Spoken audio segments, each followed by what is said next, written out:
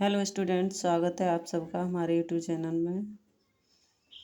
आज हमें theory base part पर बात करनी है। तो हमारा टॉपिक है संस्थाओं में वस्त्रों की देखभाल एवं रखरखाव, care and maintenance of fabric in institutions.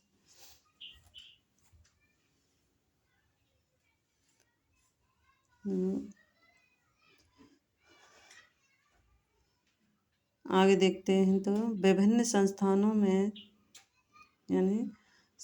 में वस्त्रों की देखभाल और रखरखाव कैसे किया जाता है, उसके बारे में चर्चा करनी है। तो आगे देखते हैं। विभिन्न संस्थानों में उनके कार्यक्षेत्र के अनुरूप विभिन्न प्रकार के कपड़ों का प्रयोग किया जाता है। यानी विभिन्न संस्थानों में उनके कार्यक्षेत्र के अनुरूप विभिन्न प्रकार के कपड़ों का प्रयोग किया जाता है। संस्थाओं या कारखानों उसमें कार्य क्षेत्र के अनुरूप ही विभिन्न प्रकार के कपड़ों का कार्य प्रयोग किया जाता है। उदाहरण के लिए होटल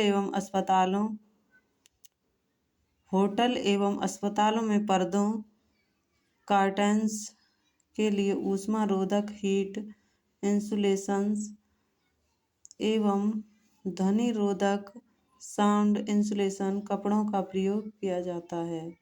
से होटल और अस्पतालों में कैसे ऊष्मा रोधक यानी सर्टेंस और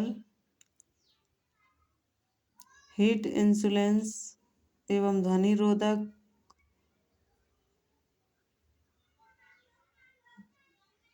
सर्टेन पर्दे और ऊष्मा रोधक हीट इंसुलेंस ध्वनि रोधक साउंड इंसुलेंस कपड़ों का प्रयोग किया जाता है।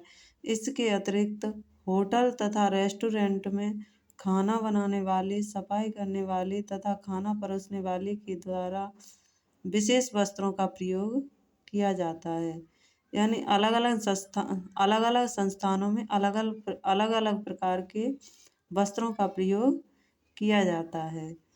तो यहाँ पे होटल और अस्पतालों में ऊष्मा रोधक कपड़ों का प्रयोग किया जाता है, पर्दों का प्रयोग किया जाता है और ऊष्मा रोधक कपड़ों का और ध्वनि रोधक कपड़ों का भी प्रयोग किया जाता है। इसके अतिरिक्त होटल तथा रेस्टोरेंट में खाना बनाने वाले, सफाई करने वाले तथा खाना परोसने वालों के द्वारा विशेष वस्त्रों का प्रयोग किया जाता है। तो आप लोगों को समझ लग गया होगा। आगे देखते हैं अगला हमारा क्या है।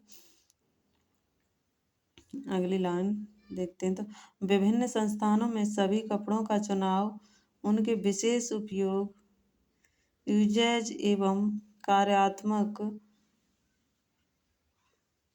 फंक्शनैलिटी के आधार पर किया जाता है। इन कपड़ों का विशिष्ट विशेषताएं, स्पेशल कैरेक्टरिस्टिक्स को बनाए रखने के लिए उनकी उचित देखभाल एवं रखरखाव करना बहुत महत्वपूर्ण है। संस्थानों में प्रयोग किए जाने वाले कपड़ों की देखभाल एवं रखरखाव के निम्नलिखित पहलू शामिल हैं। नंबर 1 पहलू क्या है? निम्नलिखित पहलू शामिल हैं। नंबर 1 पहलू इसमें क्या है? वस्त्र सामग्री की भौतिक क्षति से मुक्त रखना चाहिए। वस्त्र सामग्री को भौतिक क्षति से मुक्त रखना चाहिए। और यानी भौतिक क्षति मतलब कोई यंत्र संत्र ना लगे वस्त्रों पर, जैसे काट पीट उसे भौतिक क्षति कहते हैं। तो उससे दूर रखना चाहिए। और यदि उसका प्रयोग करते समय कोई क्षति पहुंची तो उसमें सुधार करना, यानी उसका प्रयोग करते समय कोई क्षति पहुंच रही है वस्त्र पर तो उसका सुधार करना चाहिए। वस्त्रों से धब्बों और धूल को हटाते हुए उनके रंग रूप चमक को बनाए रखना तथा उसकी बनावट एवं दृष्टिगोचर होने वाली विशेषताओं का भी ध्यान रखना चाहिए। हमें वस्त्रों को धुलना है और उसकी धूल हटानी, रंग रूप सफाई करनी है वस्त्रों की।